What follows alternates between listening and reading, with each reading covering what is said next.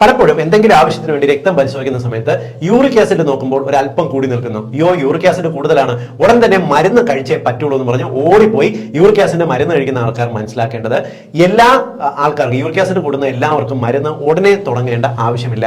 Uric acid ശരീരത്തിൽ കൂടിക്കഴിഞ്ഞാൽ അതിൻ്റെ ആയിട്ടുള്ള ലക്ഷണങ്ങൾ കാണിച്ചാൽ മാത്രമേ അതിൻ്റെ ആയിട്ടുള്ള മരുന്ന് ആവശ്യമുള്ളൂ. യൂറിക് ആസിഡ് രക്തത്തിൽ ഒരു പരിധിക്ക് മുകളിൽ ഉയർന്നാൽ രണ്ട് തരത്തിലുള്ള ബുദ്ധിമുട്ടുകൾ കാണിക്കാം. ഇപ്പൊ നിങ്ങളുടെ കുടുംബത്തിൽ യൂറിക് ആസിഡ് ഡെപ്പോസിറ്റ് ചെയ്ത് ഗൗട്ട് ടെൻഡൻസി ഉള്ളവരുടെ, കുടുംബത്തിലെ ആർത്രൈറ്റിസ് സന്ധിവാതത്തിന്റെ ടെൻഡൻസി ഉള്ളവരോ ആണെങ്കിൽ യൂറിക് ആസിഡ് നിങ്ങൾക്ക് കൂടിക്കഴിഞ്ഞാൽ ജോയിന്റ് പെയിൻ, ജോയിന്റ്സിനകത്ത് ഡെപ്പോസിറ്റ് ചെയ്ത് വേദന, അസഹനീയമായിട്ടുള്ള വേദനയും നീർക്കെട്ടും ബുദ്ധിമുട്ടും ഉണ്ടാക്കാം. ഇത്തരക്കാര് യൂറിക് ആസിഡ് കുറയ്ക്കുന്നതിന് മരുന്ന് എടുക്കേണ്ടതുണ്ട്. രണ്ടാമത്തെ വിഭാഗം എന്ന് പറയുന്നത് യൂറിക് ആസിഡ് കൂടുന്നവർക്ക് മൂത്രത്തിൽ കല്ലുണ്ടാകാനുള്ള സാധ്യതയുണ്ട്. നിങ്ങൾക്ക് മൂത്രത്തിൽ കല്ലുണ്ടെങ്കിലും യൂറിക് ആസിഡ് കുറയ്ക്കാനുള്ള മരുന്ന് എടുക്കേണ്ടതുണ്ട്.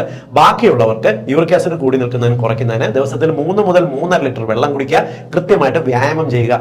വ്യായാമം ചെയ്യുന്നുണ്ടെങ്കിൽ നിങ്ങളുടെ വൃക്കകൾക്ക് ഈ യൂറിക് ആസിഡിനെ അരിച്ചു കളയാനുള്ള ശേഷി ഏകദേശം 10 ഇരട്ടിയായിട്ട് വർദ്ധിപ്പിക്കും എന്ന് പഠനങ്ങൾ കണ്ടിട്ടുണ്ട്. അതുകൊണ്ട് തന്നെ നിങ്ങൾക്ക് യൂറിക് ആസിഡ് കൂടുതലുണ്ടെങ്കിൽ ധാരാളം വെള്ളം കുടിച്ച് വ്യായാമം ചെയ്ത് ഈ ഓർഗൻ മീറ്റ് ഒക്കെ ഒന്ന് ഒഴിവാക്കി, പിന്നെ നിങ്ങൾ ഈ പ്രത്യേകിച്ച് ബേക്കറിയിൽ കിട്ടുന്ന ഈസ്റ്റ് ഇട്ട് ഉണ്ടാക്കുന്ന ഭക്ഷണങ്ങൾ, ജ്യൂസ് ഐറ്റംസ്, ഫ്രക്ടോസ് കൂടുതലുള്ള ഭക്ഷണങ്ങൾ, സോസുകൾ, ഇവയൊക്കെ ഒന്ന് ഒഴിവാക്കി മദ്യവും ബിയറും എല്ലാം പൂർണ്ണമായിട്ട് ഒഴിവാക്കിയാൽ തന്നെ യൂറിക് ആസിഡ് കുറഞ്ഞു വരും. വെറുതെ യൂറിക് ആസിഡ് ചെറുതായിട്ടൊന്ന് കൂടി എന്നതിന്റെ പേരിൽ ഉടൻ പോയി മരുന്നുകൾ കഴിച്ച് ഇനി മരുന്നുകളുടെ സൈഡ് എഫക്ട് നേരിടാൻ വേണ്ടി ബുദ്ധിമുട്ടേണ്ട കാര്യമില്ല.